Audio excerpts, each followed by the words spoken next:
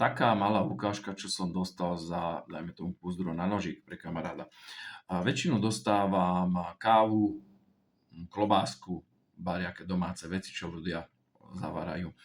A vždycky to robím za podanie ruky. Len tak, pre radosť, pre známych ľudí, čo poznám. Takže to brúsené nožov, tie púzdierka a podobné veci. A teraz som dostal takéhoto nádherného sumca vyrobeného na 3D tlačárni. Je neuveriteľne detálne vyrobený, vyzerá kebyže zežal kapra, má pekné tlsté brucho, leží si na kameni, no nádhera, budem mať pekné v obývačke vystaveného. A v pozadí máme psíka, aby to bolo roztomilé, že lady, ty si tam, áno, krásny malý havko. A ako na reváž som vyrobil mladému pánovi takéto púzdierko na sačiky, na psie bobky.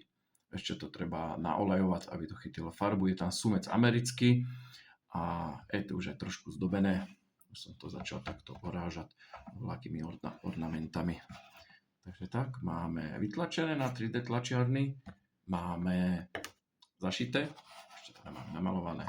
Tu máme psíka, ktorý je tam, aby to bolo dostatočne roztomilé. Má tam skované piškoty, želejdy, aby si bolo v zábere.